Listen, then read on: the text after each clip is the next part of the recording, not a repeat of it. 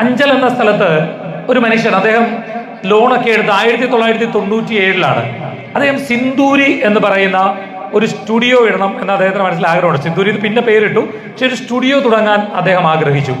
അങ്ങനെ അദ്ദേഹം ഏതോ ഒരു ബാങ്കിൽ നിന്ന് ചിട്ടിയൊക്കെ പിടിച്ചു. പിന്നീട് ആരുടെയൊക്കെയോ കയ്യിൽ നിന്ന് പണമൊക്കെ കടം വാങ്ങിയിട്ട് അദ്ദേഹം സ്റ്റുഡിയോ ഇടാൻ തീരുമാനിച്ചു.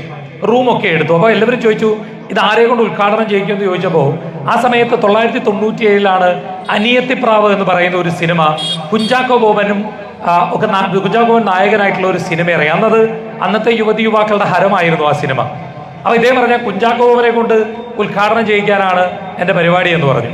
അങ്ങനെ അപ്പോൾ എല്ലാവരും കളിയാക്കി. പിന്നെ നീ വിളിച്ചാൽ ഇപ്പോൾ കുഞ്ചാക്കോ ബോബൻ വരാൻ പോകല്ലേ എന്ന് പറഞ്ഞ് കളിയാക്കി. കാരണം അന്ന് ഇത്രത്തോളം സിനിമാക്കാരോടൊരു ആക്സസ് ആളുകൾക്ക് ഉണ്ടായിരുന്നില്ല. അവർ മറ്റൊരു തരത്തിലായിരുന്നു. ഇന്നിപ്പോൾ യൂട്യൂബും ഇതൊക്കെ വന്നതുകൊണ്ട് സിനിമക്കാരെ നമുക്ക് പെട്ടെന്ന് കാണാം, അന്നങ്ങനെ കാണാൻ കിട്ടില്ല.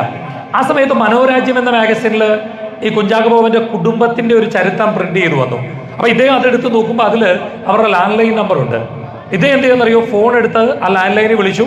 അപ്പൊ കുഞ്ചാക്കോ ബോബന്റെ മാതാവ് മോളി എന്ന ആ അമ്മ ഫോൺ എടുത്ത് ചോദിച്ചു ആരാണ്. അപ്പൊ അദ്ദേഹം പറഞ്ഞാൽ ഇങ്ങനെ അഞ്ചലിൽ നിന്നാണ്, ഞാനൊരു സ്റ്റുഡിയോ ഇട്ടമ്മ, എൻ്റെ അവസ്ഥ വളരെ ദുഃഖകരമാണ്, എനിക്ക് പണമില്ല, ഞാൻ വളരെ കഷ്ടപ്പെട്ടാണ് ഈ സ്റ്റുഡിയോ ഇട്ടത്, എൻ്റെ ഒരു ആഗ്രഹം കുഞ്ചാക്കോ ബോബനെ കൊണ്ട് ഇതൊന്ന് ഉദ്ഘാടനം ചെയ്യിക്കണം എന്നാണ്. അപ്പോൾ അമ്മ പറഞ്ഞു, അതൊരു ബുദ്ധിമുട്ടാണ്, അവന് ഒരുപാട് പരിപാടികളാണ്, അങ്ങനെ വരാൻ പറ്റുമോ എന്ന് അറിയില്ല.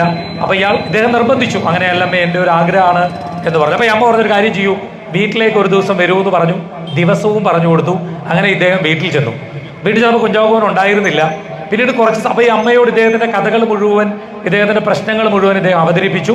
കുറച്ച് കഴിഞ്ഞ് കുഞ്ചാക്കോ ബോബൻ കയറി വന്നപ്പോൾ അമ്മ പറഞ്ഞു, മോനെ ഇദ്ദേഹത്തിന് വളരെ ബുദ്ധിമുട്ടാണ് അവസ്ഥ, അതേ ഒരു സ്റ്റുഡിയോ ഇട്ടിട്ടുണ്ട്, നിന്നെ കൊണ്ട് ഉദ്ഘാടനം ചെയ്യിപ്പിക്കണം എന്നുള്ളതാണ് അദ്ദേഹത്തിൻ്റെ ആഗ്രഹം, അതുകൊണ്ട് നീ ആ സ്റ്റുഡിയോ ഉദ്ഘാടനം ചെയ്ത് കൊടുക്കണം എന്ന് പറഞ്ഞു. അപ്പോൾ കുഞ്ചാക്കോ ബോബൻ പറഞ്ഞു, അമ്മേ എനിക്ക് എന്തോ പഠന ആവശ്യത്തിനോ എന്തോ എക്സാമോയെ ബന്ധപ്പെട്ട് പുറത്തു പോകണം, നീ വരുന്ന ഒരു ശനിയാഴ്ച മാത്രമേ എനിക്ക് ഒഴിവുള്ളൂ എന്ന് പറഞ്ഞു.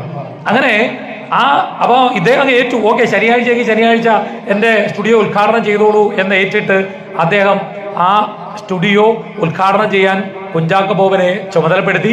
അങ്ങനെ ഇദ്ദേഹം തിരിച്ചു. അപ്പോൾ അമ്മ പറഞ്ഞു, ശനിയാഴ്ച ആയതുകൊണ്ട് എനിക്കൊരു ചെറിയ വിഷമം, പക്ഷെ ഒരു കാര്യം ചെയ്യും മോനെ, കുഞ്ചാക്കോ ബോബനോട് പറഞ്ഞു, നീ അങ്ങോട്ട് പോകുന്ന വഴിക്ക് അവിടെ ഒരു കുരിശടിയുണ്ട്, അവിടെ ഒരു മെഴുകുതിരി കൂടെ കത്തിച്ചിട്ട് പോകൂ, അദ്ദേഹത്തിൻ്റെ സ്റ്റുഡിയോ നന്നായി വരട്ടെ എന്ന് പറഞ്ഞു.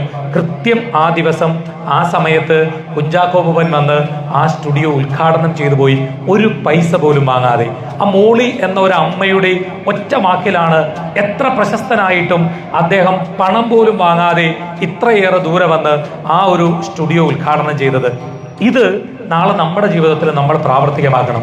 നമ്മൾ എത്ര ഉയരങ്ങളിൽ പോയാലും നമ്മുടെ അമ്മയും പെറ്റ നാടും നമുക്കൊരാവശ്യം നമ്മളോട് പറഞ്ഞാൽ അത് സാധിക്കാൻ കഴിയുന്നവരായി നമ്മൾ വളരണം.